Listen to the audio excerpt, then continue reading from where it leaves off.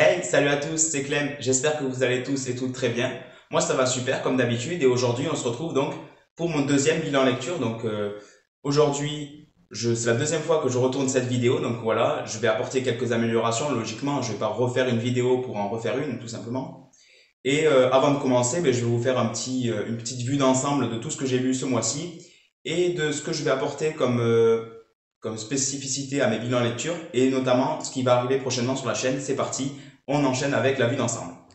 Donc voilà, tout ce qui est à gauche de la pile des mangas de chez Meian, c'est ce que j'ai lu entre le mois de juin et le début du mois de juillet.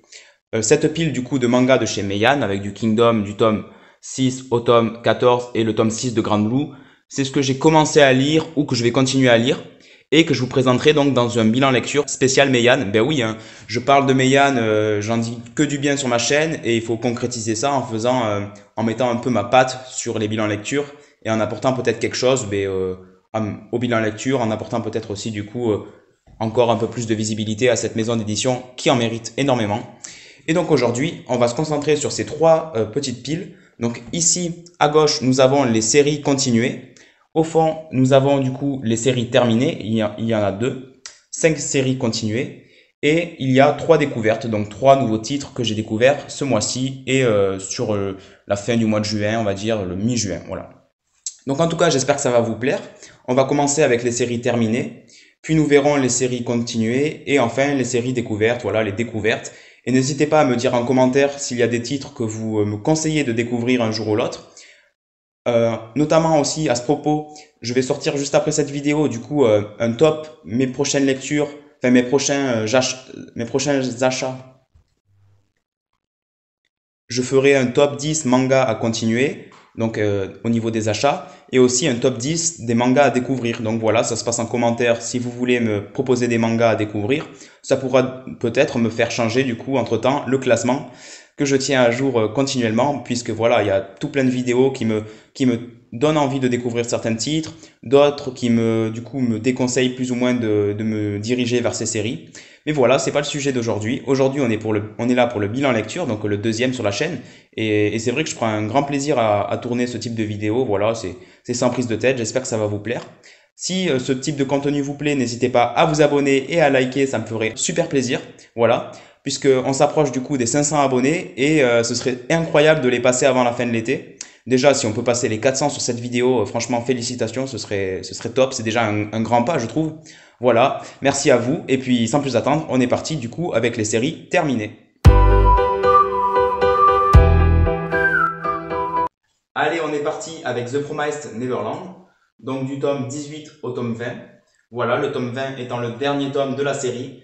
Et pour vous expliquer et faire assez simple, j'avais pas trop aimé du tome 14 au tome 17 et du tome 18 au tome 20, j'ai beaucoup apprécié. Bizarrement, j'ai eu une montée d'intérêt pour ce manga. Dans cet tome, il y a donc de nombreuses révélations et c'est pas pour me déplaire. Franchement, c'était super agréable à lire. Je suis plutôt satisfait de la fin, même si voilà, hein, certains diront que ça aurait pu être mieux. Pour moi, c'était vraiment à l'image de la série. Un très bon shonen de chez Kaze, du coup. En 20 tomes, pour moi, c'est vraiment l'exemple typique du manga à acheter pour commencer sa mangatech, voilà. Et c'est pas pour rien qu'on le retrouve dans presque toutes les collections. Dans l'ensemble, The Promised Neverland, j'ai beaucoup apprécié, même s'il faut admettre que mes deux arcs préférés étaient le premier, donc dans l'orphelinat, et le deuxième à Goldie Pong, qui est peut-être même encore mieux pour moi que dans l'orphelinat. Ouais, peut-être vous allez me prendre pour un fou, mais j'ai adoré Goldie Pong, vraiment, cet esprit un peu de survie dans une zone un peu restreinte avec du coup des démons qui pourchassent les humains, tout ça. Franchement, c'était incroyable ce moment et je vous recommande du coup de lire ce manga, hein. Franchement, foncez en 20 tomes. Voilà, pour 120 €, vous avez un très très bon shonen. Donc voilà, ça c'était la première série terminée ce mois-ci. Comme deuxième série terminée, on retrouve Battle Royale, donc le tome 8. J'en ai fait une vidéo sur le sujet que je vous invite à aller voir, hein, si ça vous dit. Parce que franchement, je l'ai bien travaillé cette vidéo, je l'avais préparée depuis un long moment. Et j'ai adoré la tournée et j'ai adoré aussi la fin de ce manga. Franchement, une superbe série. À la base, c'était une totale découverte. Voilà, j'avais pas vu les films ou quoi que ce soit. Mon père m'avait recommandé ça. Et en effet, il a bien fait. Franchement, c'est un super titre, une très belle histoire, franchement, très émouvante. et parfois à la fois triste, des fois, franchement, ça va jouer avec vos émotions. Le dicton du manga, c'est amour, amitié, alliance, passion, trahison, plongée au plus profond des sentiments humains. Donc franchement, ouais, une superbe série. Voilà, je vous recommande Battle Royale, c'est un très très bon titre, un très bon seinen, même s'il faut être très accroché. Sur ce, on va pouvoir passer du coup aux séries continuées. Pour en savoir plus du coup sur ce titre, eh ben, je vous renvoie vers la vidéo, hein. Voilà, vous savez quoi faire pour avoir encore plus d'informations sur cette masterclass de chez Soleil Manga en 8 tomes. Voilà.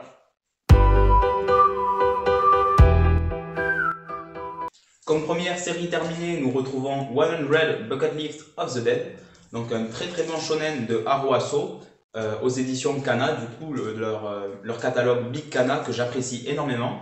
J'ai que ce titre de cette ligne éditoriale, on va dire, du coup de Big Kana, mais du coup ça me donne énormément envie de découvrir d'autres titres de chez eux, parce que franchement c'est hyper agréable à lire. Voilà, une édition très sympa, même si on pourra reprocher le prix qui est de 7,45 €, voilà. Mais franchement, ouais, c'est une super découverte. J'en entendais rien a priori, même si voilà, c'est Haru Aso, du coup l'auteur de Alice in Borderland, dont je parlerai un peu tout à l'heure.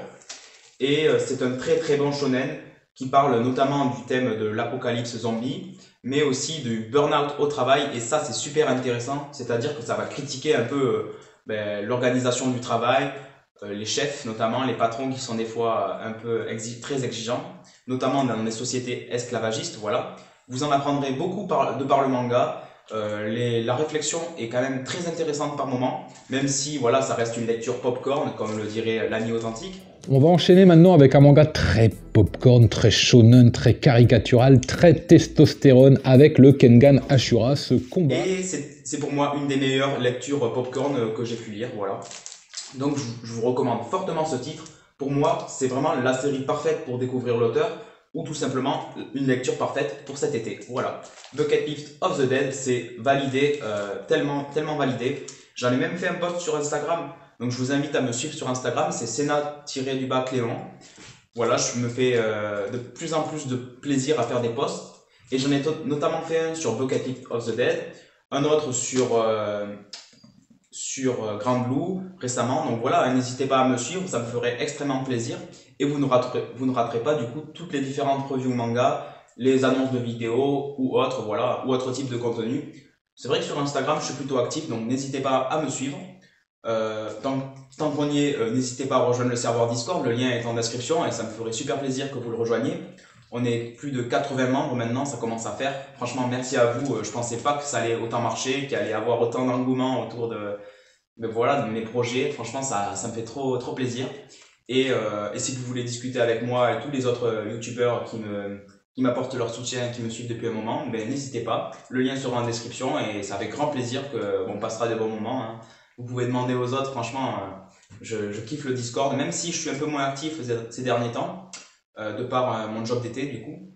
Mais ça n'empêche que quand je peux, je viens discuter et c'est trop agréable. Sur ce, on revient du coup au bilan lecture, hein. Donc oui, Bucket List of the Dead, vous pouvez foncer les yeux fermés, je vous recommande fortement cette série. Ensuite, toujours aux éditions Kana, nous retrouvons Skyat Survival du tome 5 à 7. Donc voilà, dans ma précédente vidéo bilan lecture, je m'étais engagé à continuer cette série. C'est chose faite, donc j'ai lu du tome 5 à 7 et franchement je m'attendais pas à autant en prendre mon pied. C'était une superbe lecture, même si bon c'est pas la meilleure de ce mois-ci, c'est même la pire pour tout vous dire. Mais il faut dire que le niveau de ce bilan lecture, il est très élevé pour moi. Enfin franchement j'ai passé des moments mais géniaux. Faut dire que je lis pas énormément, mais quand je lis, je prends vraiment plaisir et je peux après me faire des séries de lecture, comme nous pourrons du coup en reparler à la fin de la vidéo, parce qu'il y a des petits marathons peut-être qui vont arriver sur la chaîne et de grosses lectures, voilà. Donc Skyheart Survival, c'est un Battle Royale, dans le même style que Battle Royale, justement, le classique du genre. Donc si je peux vous recommander un des deux, pour ceux qui sont les plus courageux, je vais dire, je vous recommande Skyheart Survival, qui vraiment est un manga assez cru quand même parfois, mais qui est incroyable et peut-être et qui est selon moi oui carrément au-dessus de Skyheart Survival. Skyheart Survival, c'est du manga popcorn, sans trop de prise de tête, un scénario un peu un peu bancal par moment, hein, vous en conviendrez je pense. Mais je vous recommande ce titre si vous aimez les survival. c'est quand même une bonne lecture, voilà. Je pense que j'irai jusqu'à la fin, on verra bien si c'est le cas. En tout cas, voilà, du tome 5 à 7, j'ai lu du tome 5 à 7 et je pourrais lire jusqu'au tome 12, voilà, j'avais trouvé une offre d'occasion. Donc ça fait plaisir quand même, c'est une bonne lecture, mais je pense que je vais la mettre en pause et continuer quand même des trucs qui me tiennent un peu plus à cœur. Ensuite, on a Tokyo Revengers du tome 13 à 15, voilà. C'était tout aussi génial que les autres tomes de la série.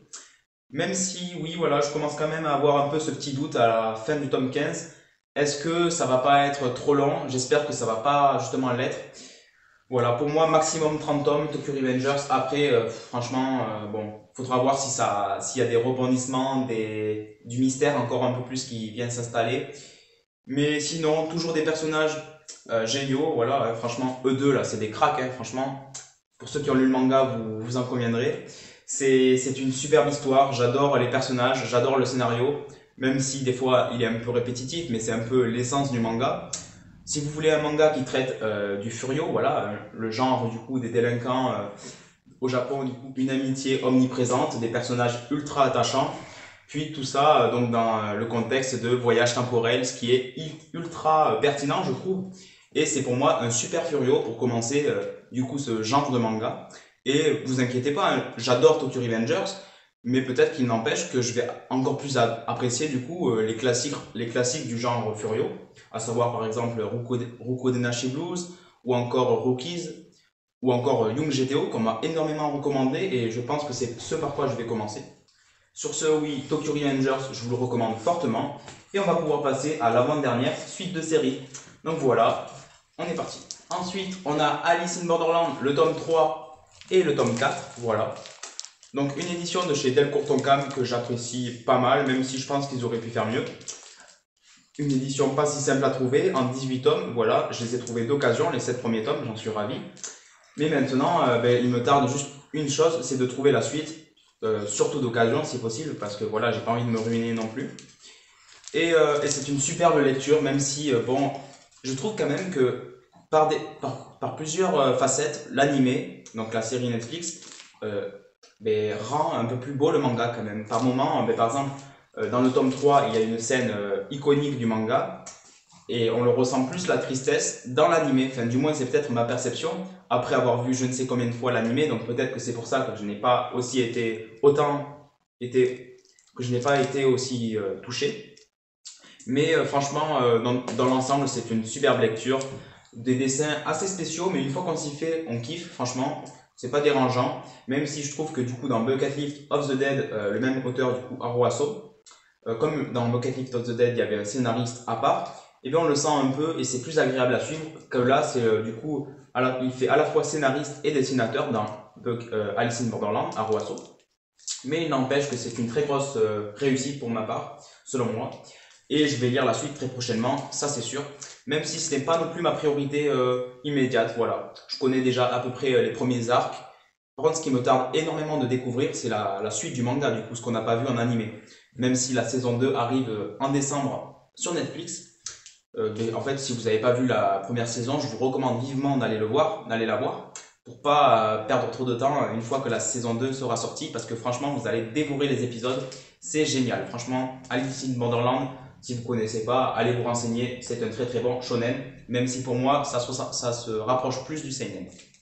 Comme dernière suite de série, on a Jagan. Franchement, ma meilleure lecture, je pense, de ce mois-ci. C'est fini du coup en 14 tomes chez Kazé. Et l'édition est franchement très agréable, des pages souples, une édition vraiment sympa, des belles couvertures. Très beau travail de chez Kazé. Et excellent travail de Muneyuki Kaneshiro, l'auteur de Blue Lock, le scénariste de Blue Lock. Parce que là, franchement, c'est une série complètement déjantée comme je les aime, franchement. J'en ai pas beaucoup lu de séries de ce type. Je pense que la seule un peu spéciale, c'est Battle Royale que j'ai pu lire. Et encore, parce qu'elle fait réaliste, Battle Royale. Là, voilà, c'est quand même un peu un manga de science-fiction, même beaucoup, je crois, en fait, je m'en rends pas trop compte. Une superbe lecture, même si c'est pour public averti. Voilà, j'ai hâte de lire la suite, franchement, c'est vraiment un coup de cœur. Je suis hype par ce manga. Les dessins sont incroyables. Je vous mets les planches juste ici. Ensuite, les personnages sont ultra bien développés. Franchement, Bon, selon les personnages, on les apprécie plus ou moins, mais dans l'ensemble, on sent quand même le gros travail réalisé par les auteurs, et notamment par le scénariste, du coup, comme j'ai pu le dire, de Blue Lock, et Muneyuki Kaneshiro. Franchement, c'est un auteur que je compte suivre mais le plus longtemps possible, parce que j'adore ses titres. Je trouve qu'ils sont tous originaux à leur manière. On voit qu'il est capable de faire du très très bon seinen, mais aussi du très bon shonen, du moins pour ce que j'ai pu en lire pour le moment, comme avec Blue Lock. Et ça me donne énormément envie du coup d'aller voir ses autres séries. Il me semble que cet auteur a fait Jeux d'enfants et un autre manga qui a l'air sympa, un shonen aussi. Mais ouais, franchement, je vous recommande fortement Jagan. Si vous aimez les seinen, vous ne pourrez qu'aimer Jagan. C'est vraiment un super titre. Et tout le monde est d'accord pour le dire, donc franchement... et ce qui est bizarre, c'est qu'avant de commencer Jagan, je n'en entendais pas parler. Enfin, pas trop. Et là, franchement, il y a une montée de la hype, notamment avec la fin de la série. Et ça fait trop plaisir à voir parce que je trouve que cette œuvre mérite vraiment son public. Franchement, foncez voir ce que ça vaut. Lisez le premier tome, mais il faut avoir aussi être prêt à avoir un peu du gore hein, et du seinen quand même assez trash. Mais bon, c'est un super titre. Si vous avez l'âge requis, franchement, foncez. On va passer du coup aux découvertes.